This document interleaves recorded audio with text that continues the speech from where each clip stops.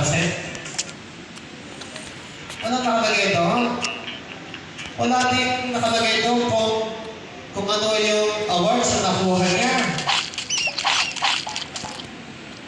Bakit? Kasi pinag-uusapan na doon kung paano naging mahalaga ang kanyang buhay at ang kanyang buhay ginamit sa paglilingkod sa Diyos at sa kapwa. Yun ang pinag-uusapan.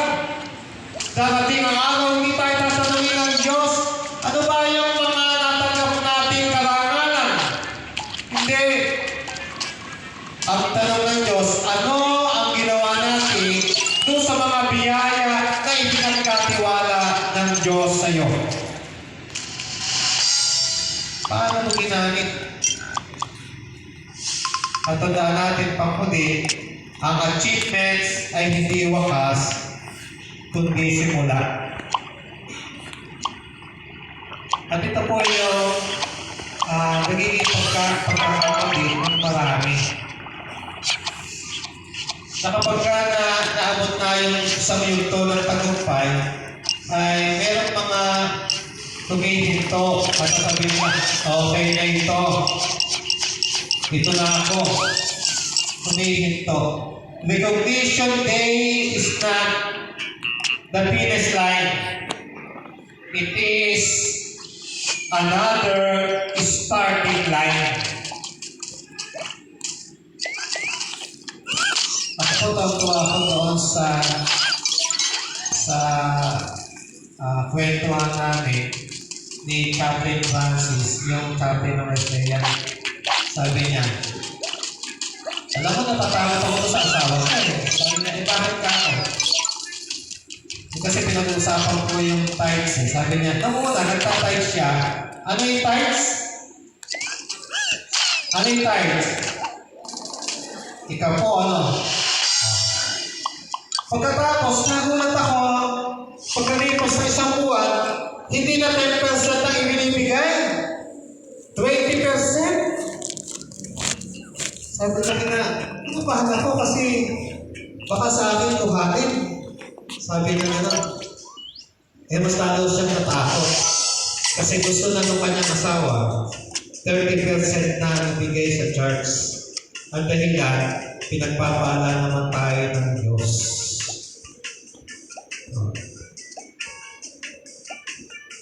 Kaya, kung nakaya ninyo yung ibang bagay na ipaglingkod yung oras sa Panginoon, kung kayo ay nagbibigay ng isang oras, baka na-achieve na ninyo yun eh. Baka naman sa susunod, kaya na niyo yung 2 oras. Kung italento nyo na ibigay ninyo yung 10%, baka naman sa susunod, pwede na yung 20%. Bakit? Kasi hindi katapusan nyo na na-achieve mo na. Parang dito sa church natin. Hindi tayo dapat makontento na narating natin yung ganitong kalalagayan. Ibig sabihin, ba't meron pang naghihintay sa tao pa noon? Mas malaking hamon, pero mayroong mas matinding pagsubok. At mayroong mas matinding responsibilidad. Pero kinakailangan pa rin magpatuloy tayo. Ang eroplano ay gumagamit ng pinakamaraming lakas. Hindi habang nasa ere. Gumagamit siya ng pinakamalaking lakas habang nag-take off.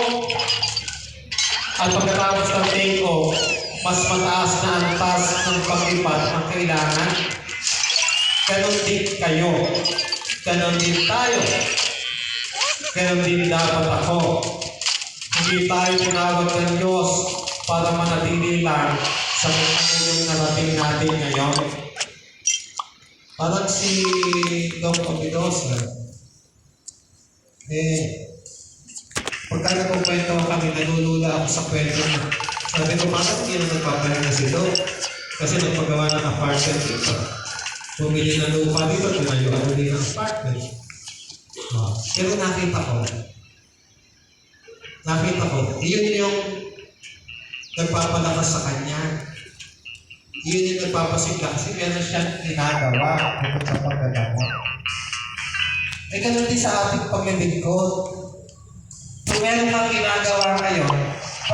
parang hinihingi ang Diyos sa'yo na mas mataas na level.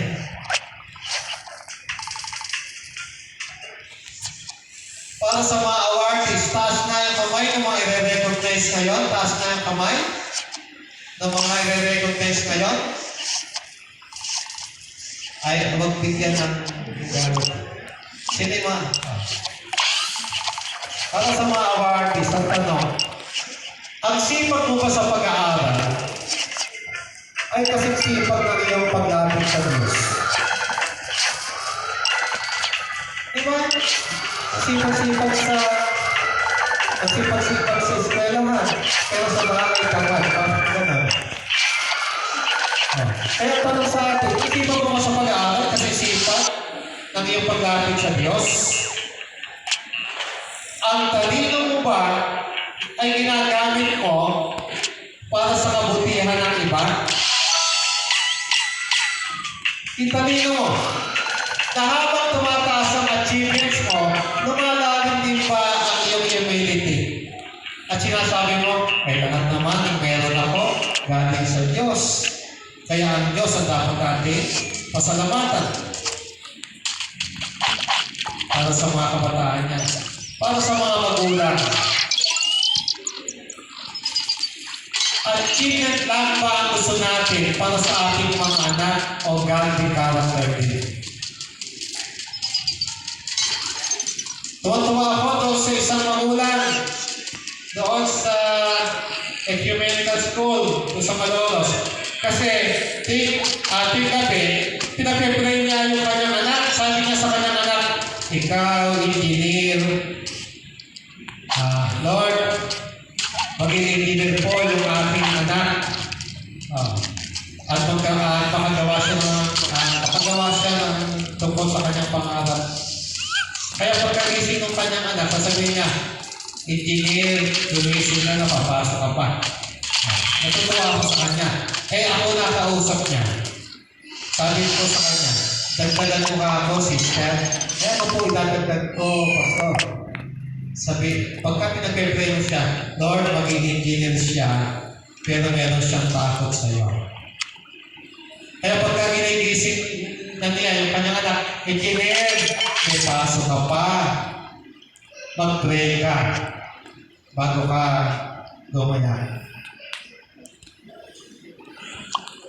Mas ipinapadalangin pa natin ang kanilang grades kaysa sa kanilang spiritual life.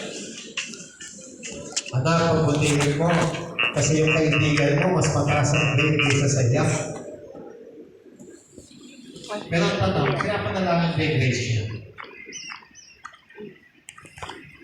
At para naman sa lahat, para sa ating lahat, kung mawala ang lahat ng karangalan, mawala ang lahat ng titulo, mananatili pa rin ba tayo sa pananampalataya? Kaya ngayon, Recognition Sunday, ipag-ribang natin ang bunga ng pagsisikap, inikilala natin ang kanilang pagkatsaga, pinasasalamatan din natin ang mga magulang at guro, at higit sa lahat, dapat natin luwalhatihin ng Diyos na nagbigay ng lakas, karunungan, oportunidad at biyaya. Lahat ng tagumpay ay bunga ng pagsisikap, suporta ng pamilya, at biyaya ng Diyos. Amen.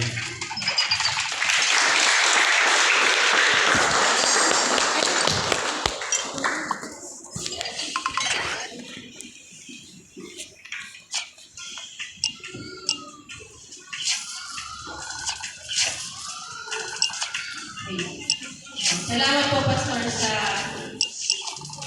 mayroong mensahe po para sa ating mga kaligtan. Ang ating pong iglesia ay naghanda ng isang maliit na regalo para po pagkilala sa ating mga masisipag at mga matatalino na ating estudyante ng ating iglesia. Kapag pag tinawag po ang pangalan, maaari po ba na tumayo agad para po buhanin ang kanilang munting regalo? Para po sa daycare leader, Amira Micaela Rivera,